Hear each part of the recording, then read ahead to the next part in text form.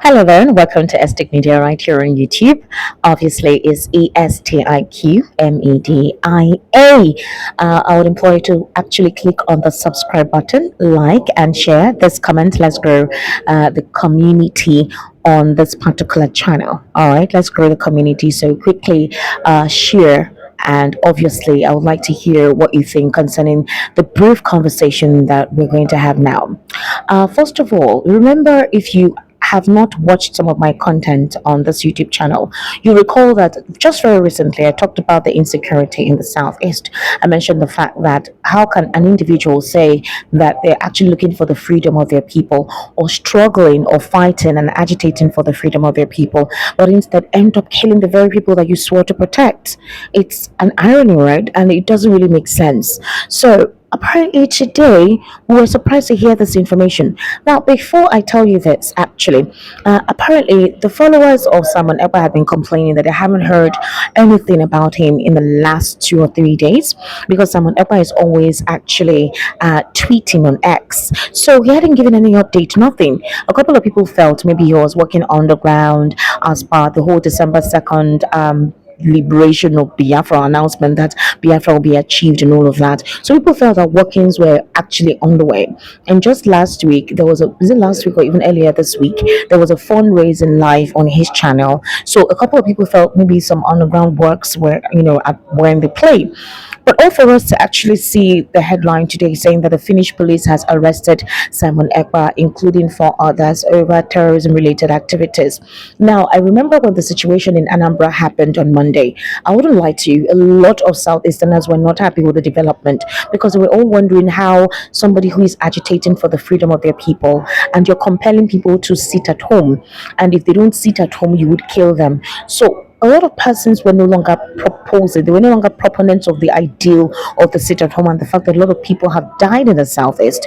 The insecurity in the Southeast had become so overwhelming, and it now felt like the governors were so incapacitated that some non-state actors were holding sway. They were dictating the activities of government, and people did not trust the government words over what these non-state actors say. So they rather obey the non-state actors, because over time, government has not been able to protect the people whenever these non-state actors tell them to sit at home. And we've seen on several occasions when they decide to disobey the sit-at-home order, they're either flogged, chased away, their shops closed, or even burnt. So, and meanwhile, the state government had compelled them to come out. So, Monday sit at homes in the Southeast is sacrosanct. But what transpired on Monday actually led to a lot of persons who were actually in support of the sit at home question the ideal of the sit at home, if they had lost a lot of their young ones in the process. And again, it brought the question, what are Nigerians in diaspora doing?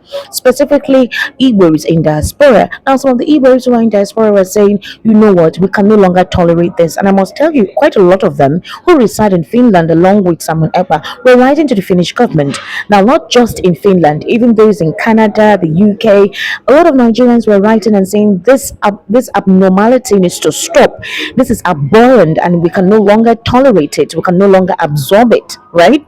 So, well, he has always been a strong proponent of the sit-at-home directives in the southeastern states, despite mainstream leadership of the indigenous people of Biafra exercising, or rather suspending the sit-at-home exercise. Well, as you can see, they arrested him on charges based on alleged terrorism activities. The Finnish National Bureau of Investigation said it has requested that Ekpa be remanded on suspicion of public extortion for an offense committed with terrorist intent.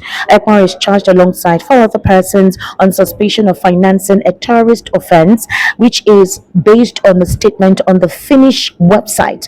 The Finnish police, they were the ones that actually made this disclosure. Though the police statement did not mention Ekpa's name, the local Finnish news website, which is called Helsingin Sanomat, listed his name in its report of the case. The police statement noted that the requests for remand are related to a criminal investigation in which a dual citizen of Finland and Nigerian born in the 1980s is suspected of public extortion to an offense, no, public exhortation to an offense committed with terrorist intent. What I find actually a little bit confusing is the fact that the police actually said that their efforts in order to investigate Simon Ekpa has been on since 2021 thereabout. They said he carried out this activity by campaigning, for example, on his social media channels.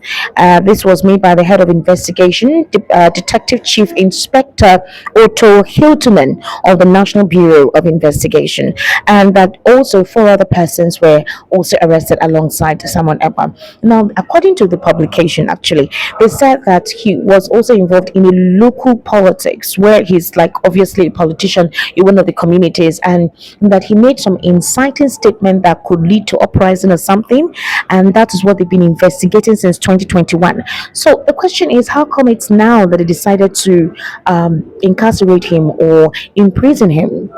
Because the first time earlier last year that he was taken in by the Finnish government, it was just based on questioning. If this case has been on since 2021, last year was just 2023, and they called him to ask him questions based on the allegations from the federal government of Nigeria that he was the one responsible for the unrest in the southeast, which of course after a couple of hours he was released.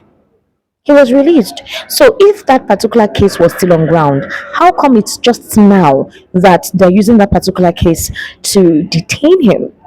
All right. So a lot of people are thinking that okay, this Nigerian government has a hand in this because the DHQ has been complaining that the Finnish government is naming Simon Ekpa, despite several write-ups that they had actually written to them that they should collaborate to repatriate him. That they think he's the one responsible for the unrest in the southeast, so he should come home. But obviously, that was not responded to and all of that. So in this particular regard, do we think it's going to be the same thing that happened last year, where after he was actually called in by the Finnish police department, and after a couple of hours, the questions were done with, and he was asked to go home? Do we think that that's basically what it is? And if it is beyond that, how long will this take? Then who will be the next Simon Ekpa? Because they had always said that even if it is not Nnamdi Kanu that continues with the agitation, or even if he drops the agitation, even if Simon Ekpa decides to say he no longer continues, but there's going to be another Simon Ekpa. So who else will decide to take upon the cause of Simon Ekpa? And will it continue to be toxic, volatile, aggressive, and bloodletting? That's the question. Will Biafra be achieved through bloodletting of its own people? Will it continue to be about the bloodletting of its own people? Is there no other means through Biafra? Which way? Is there no other way Biafra can be achieved without bloodletting, without shedding blood of innocent persons? Because the Southeasterners have shed so much blood in this cause. They've died wantonly. So how much more blood needs to be spilled for the achievement of Biafra, especially innocent? Innocents have died in this cause. Well, I think the story is still developing. We'll get to know more later. I don't think that it's as bad as it's been reported, but the thing is the fact that hey, he's been taken in and he's responding to questions. There's a possibility that by tomorrow we'll hear that he's been released. Remember, I'd like to hear what you think. I'd like to hear what you suggest concerning the conversation we just had now. So like, share, comment, and obviously subscribe.